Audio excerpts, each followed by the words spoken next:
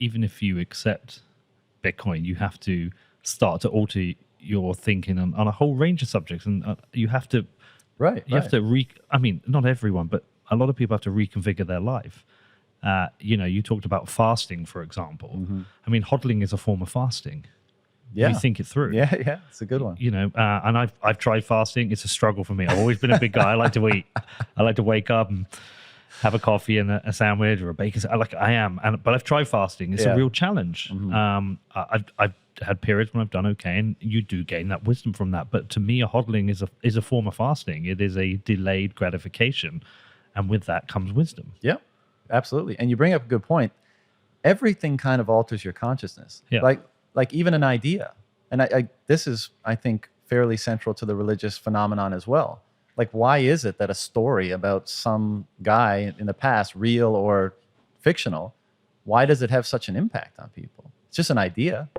But ideas are what operate the thing between your ears and dictate how you act. And so even something like an idea, like you can be certain of your financial security for 100 years into the future because you hold Bitcoin now. Now, certain's maybe the wrong word, but more confident than ever before. Yeah. How much does that expand your conception of your own future and the future of your kids and the future of your grandkids?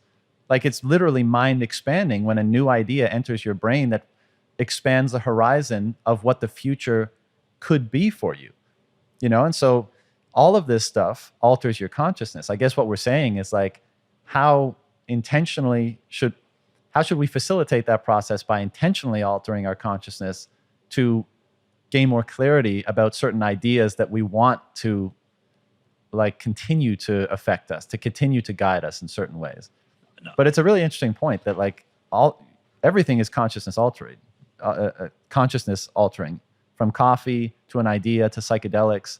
I mean, it's all just a soup of things going on up here that ultimately wind up in action, and everything affects it. No, I'm following you here, because what I'm thinking is, I think of, okay, my first Bitcoin tour of duty, did my first 4 years. If you survive a 4-year period, even though I haven't really realized the gains from holding Bitcoin, there is that buffer that now exists. There's that financial buffer, and I know what that means for me, and I know what that means for my kids. Yep. And it allows me to alter the decisions about what I'm going to do in life and what I want to do and the things I'm going to pursue. If I do a second 4 years and there's a similar jump in net wealth, it allows me to widen the net of who I can bring into that kind of sphere. So I have my kids. I mean, there's no way I'm teaching my kids, oh yeah, you have to go to college and you have to get a job and you have to get a house.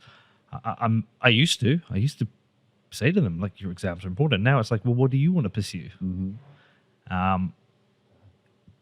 That's really... And you know, an obvious one that happens to a lot of Bitcoiners is when they feel that way. I mean, how much of anxiety in life comes from job, career, money, all that kind of stuff? For most people, a lot, right? A lot. And especially right now, you can see it. Yeah, absolutely. And so what's the impact on your mental clarity and how you determine what you want to do with your life if you can dial that down? You say, oh, wow, I have a greater form of financial stability now. I'm not as anxious about the future. How does that change how I engage in the future? How does that change how I engage right now? How does that make available to me resources, mental and otherwise, that weren't available before because they were distracted by that? I think it's significant. And so do you think, I mean, we've talked about, if we go back to the start, we talked about failing institutions, crumbling centralized institutions. Certainly there's a stress test, as you said, maybe they've not completely failed yet. We talked a lot about religion, and not so much what religion itself, but the values that exist within religion. Do you feel like this kind of runaway fiat system, which is starting to fray at the edges, hopefully more than fray at the edges, yeah.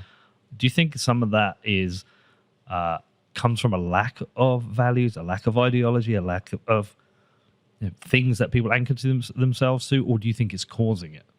It's a great question. I think it's inevitably both, but I think our natural state is the former.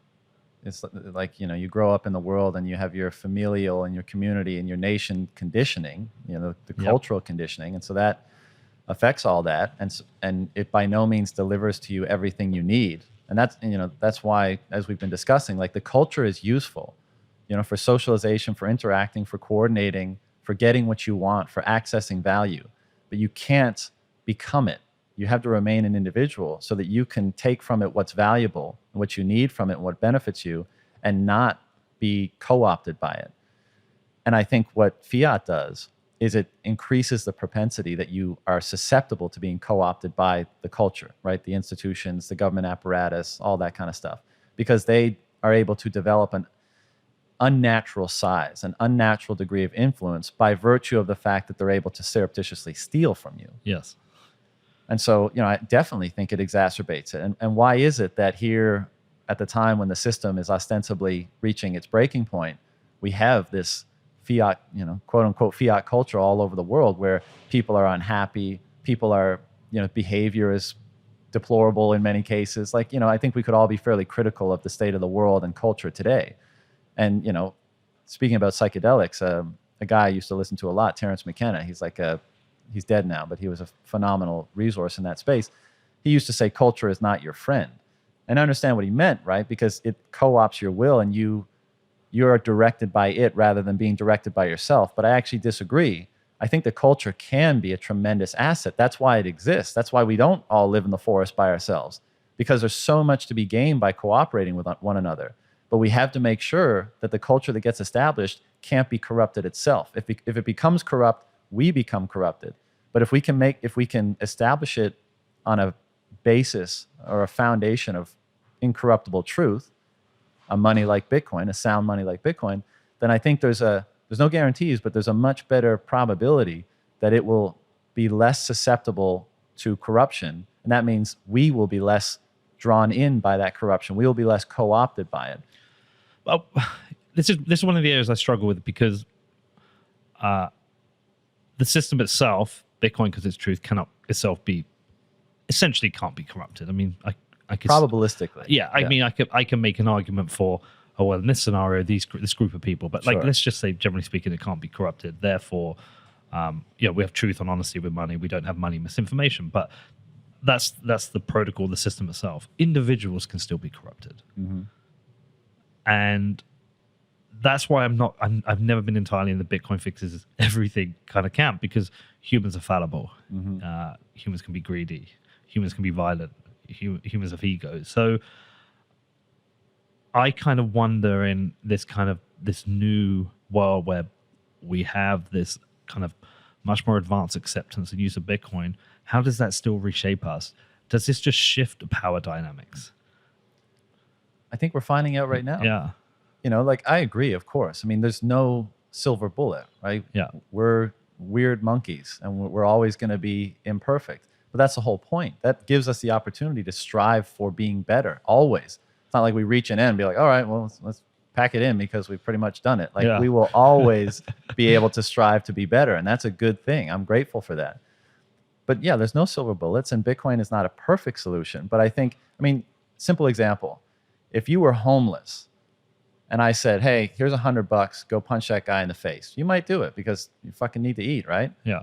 If I said, hey, Pete, as you are today, go punch Danny in the face, I'll give you $100 for it. You'd be like, fuck you. I don't know, man. Try me. Well, the point is, right, like when you're put in a state of relative deprivation, you're more susceptible to being corrupted because of your needs, because of your wants, because of all that kind of stuff.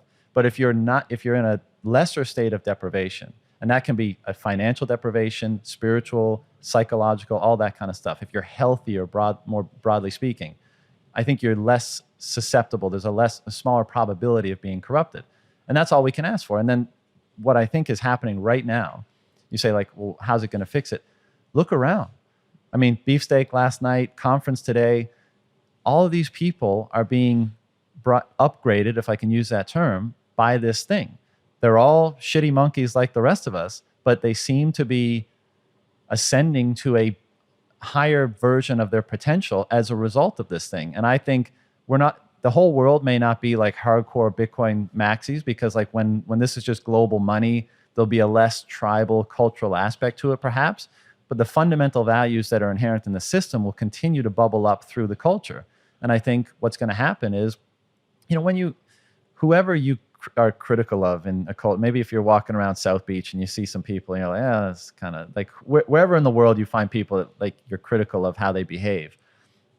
That's by virtue largely of the culture. Sure, they're responsible for making their decisions, but there's so many different signals and conditioning that's being imposed on people that dictates their behavior. And a simple one that I use often, and it's probably overly simplified, but like, if you and I grew up in the Amazon, in that village that I stayed at, rather than where we grew up, we'd be speaking differently, we'd have different preferences, we'd probably dress differently, all that kind of stuff. So we very much are a product of our culture.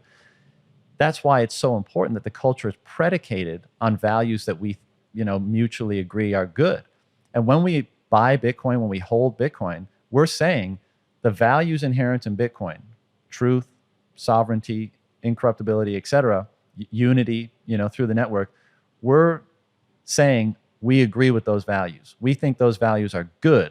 And as a result, we're giving ourselves to them, our financial capacity in this case, to them. And I think if the more people do that, the more individuals will experience benefit, and the more the culture will be predicated on those very principles or values. And I think that would be an improvement from what we have today.